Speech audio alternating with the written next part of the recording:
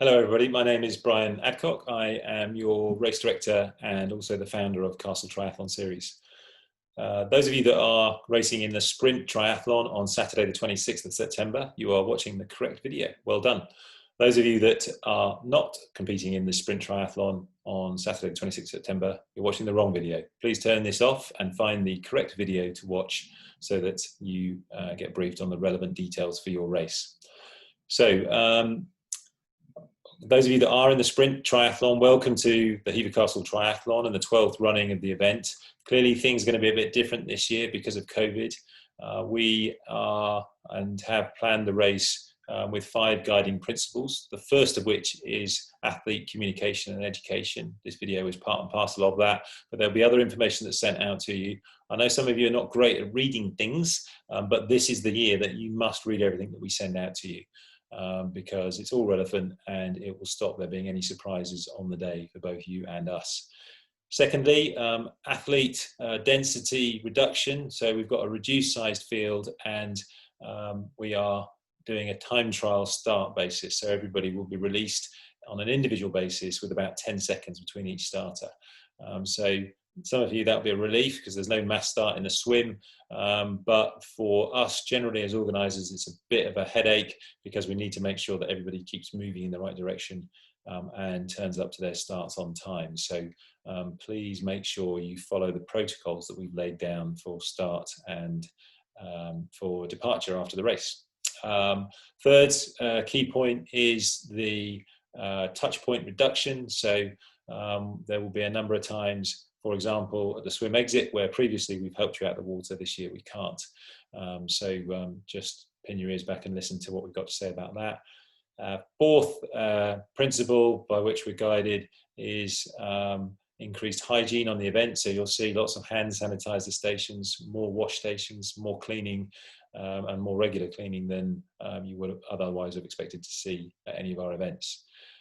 And fifthly, and most importantly for you guys, is the requirement for athletes to be more self-reliant this year than they have been in previous years.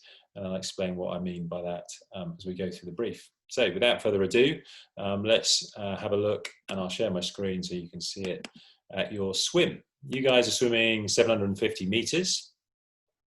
And this map explains exactly how it's going to work. So you should have watched this video in conjunction with another one, which is about your arrival at the event. We discuss how you go through registration, through transition, and then with about 9 minutes to go, you should arrive down in your holding area, and then you're called through in groups of 15 onto the loggia, where you'll see me, and I'll give you a brief and tell you what you can see in front of you, but it'll be pretty much what you can see on the map here, except there's going to be no start line as such in the water. Your race starts when you cross over the mat at the top of these steps on the left-hand side of the loggia here. Just be careful. Some of you will be keen to get a move on and get the best possible time you can. Others will take your time. Either way, it doesn't matter to us, but these steps are super slippy and we don't want anyone hurting themselves as they get into the water at this point here. Also, you can't dive in. It's not deep enough. There will be other swimmers out in the water, both in front and behind you. You can overtake, but please keep your social distance of 2 meters at all times whilst you're in the water. Okay, so your swim will go out to 375 meters. You'll pass 1, 2, 3 boys, keeping them on your right shoulder on your way out. There won't be a boy in this location here because that boy will be moved forward once the Sprint Plus guys who go off before you have finished their racing. Okay? So you'll come round the 375 meter boy, keeping that on your right shoulder. You'll look up and then you will see an archway by the boat ramp down here, which is a large orange archway, and that's your aiming point in terms of your swim. And you will finish that in whatever time you take. Normally we'd have Simon there to pull you out of the water, but this year there'll be nobody on the boat ramp, but we will have a couple of handrails that we're going to install so you can pull yourself out of the water. When you get out of the water, you turn immediately left, you follow a blue carpet along this gravelly path here, and then make your way up through the trees and into transition, which is in this location here. And that's your swim. Bit of swim safety out on the course. We will have the same number of canoeists and power boats as you'd normally expect at this kind of race. The only difference you might notice is that the guys in the power boats will be wearing PPE for their own protection and your protection. should you need to be hauled into a boat and taken to the side. That's it as far as the swim's concerned. Okay, just going to change maps, so bear with me. Once you get into transition, you come in this top left-hand corner up here, through the trees, across the grass, past the deer fence and in here. We then ask you to run into this corner of transition before finding your triathlon rack. These will be lettered or numbered so that you know where you've left your bike, and then you run down that row on either side depending on where you left your bike and find your cycle rack point in transition. Change out of your wetsuit, into your cycle gear, helmet on, grab your bike and then run with your bike up to this end of transition, turn left into this corner and then left again all the way down into this corner where you get to bike out down here. And then you do a 180 in this corner, run all the way down here, which is about 80 meters or so, until you get to the bike mount point, which is just on the edge of the tarmac and next to the scaffold bridge that goes over the cycle route, and then head out onto the cycle course. And that is U through T1. Then you go out onto the cycle course, and you guys are doing one lap of a 20-kilometer circuit, which is marked in red on this map here.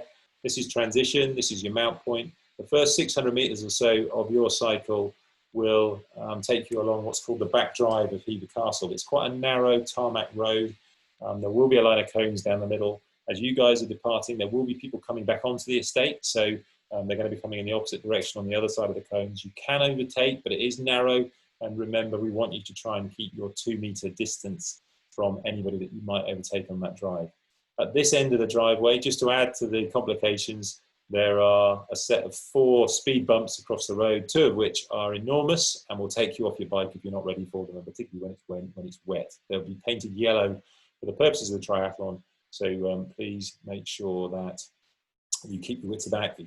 When you get to this point here, you're out onto the public road. Just a reminder that this is the roads are not closed for this event.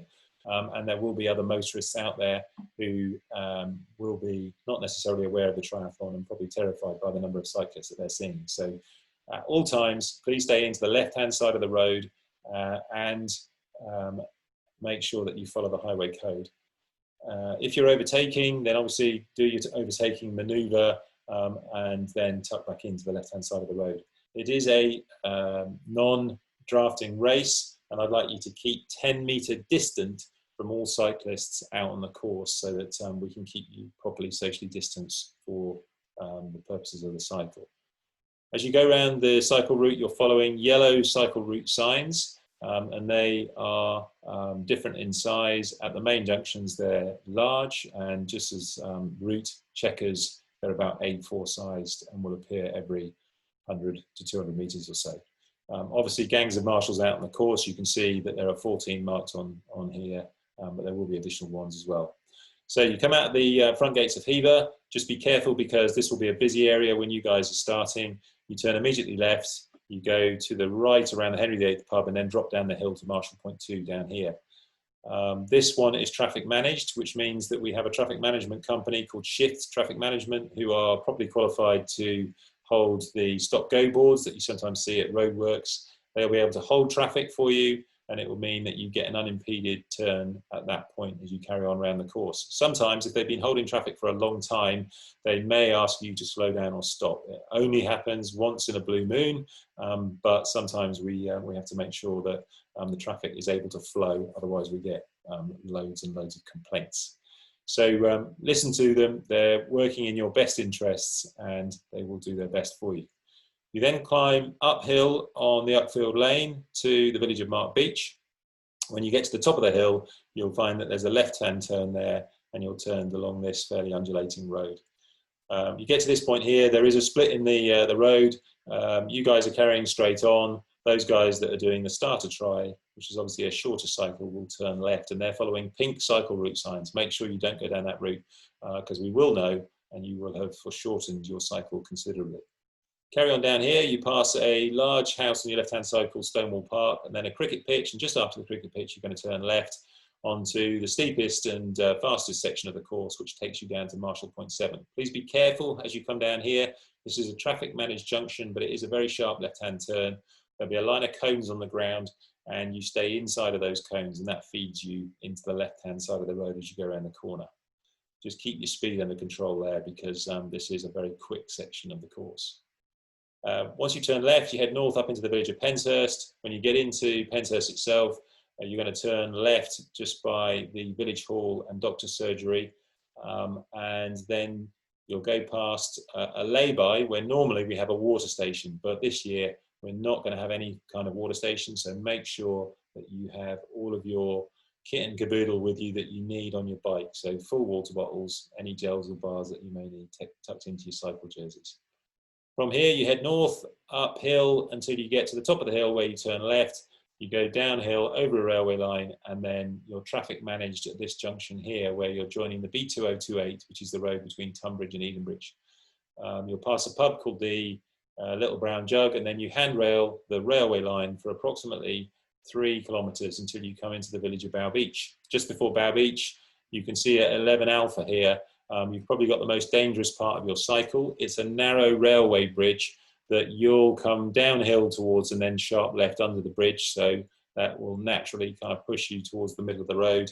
Cars coming in the opposite direction are often in the middle of the road because they think it's a narrow and low bridge, and so they're worried about scraping the sides of their cars down the side of the bridge, so they're in the middle of the road. Obviously, cocktail for disaster. We have marshals on either side of that junction, both with red flags, one for the motorists to make sure they know that there's potential danger, and one for you to remind you to keep your speed under control as you go under the bridge. So from there, back up through the village of Bow Beach, past my local pub, the Wheatsheaf, and this time you're on the south side of the railway, and you're going to go in this direction down here, past Hever Golf Club, and then down to the River Eden before climbing gently uphill back towards the main entrance of Hever. This will be busy by the time you get back here, so keep your wits about you. You are turning left back onto the estate and the back drive, and this will take you down that road that we talked about earlier and to the pedestrian bridge, which is your dismount point, and then back into transition for T2. Okay, back onto the transition map. Just to remind you, you come back in this corner of transition. This is the pedestrian bridge here. You dismount and then you run with your bike down into this corner, all the way into this corner, and then back up the line of racking and back to your point in transition, wherever that may be. Change into your running kit, and then you carry on going in the same direction to the end of your rack, down to this corner, down to this corner, and then run out is down here. And then you head off on your 5-kilometre course. So that's transition. Your run course is here. Let's put that on full screen so we can see the whole thing. You come out of transition in this corner here, and then you guys are following the blue route as shown on this map, and you're doing 2 laps of this 2.5-kilometre course. So initially you follow the same route as you did on the cycle. When you get to the bottom of this lane here, you run up what's called Shite Lane. You take that all the way to the top of Shite Lane. And when you get here, you turn left onto a grassy footpath, takes you into this corner of Park Wood, and then you descend downhill to the far end of the lake. Ignore this purple line here. At one point, Hever were going to tarmac this road for me, but they haven't managed to do so because of the pandemic. Hopefully next year. Anyway, you're running downhill. When you get to this corner here, instead of carrying on round the lake in that direction, you actually turn left, and you'll be following blue signs that say run route on them, which will take you back along what's called Riverside Walk until you get pretty much back to the boathouse, where you'll be turned left, and then you head back up towards transition. At this point here, it's quite a busy area, lots of signage. I want you to make sure that you follow the sign that says second lap and carry straight on and around transition. There's also a sign here that says finish to your right. Don't take that, because you'll just end up in the finish area and you'll have to turn around and run back down again and then pick up the route to go round transition. And then you do exactly the same route as you did before, up to the top of Park Wood, down to the lake, and then back along the lakeside walk. And then this time when you come into the finishing straight, follow the sign that says finish line to your right, and you'll end up at the finish, which is adjacent to transition in this area here. And that is your 5-kilometre run complete.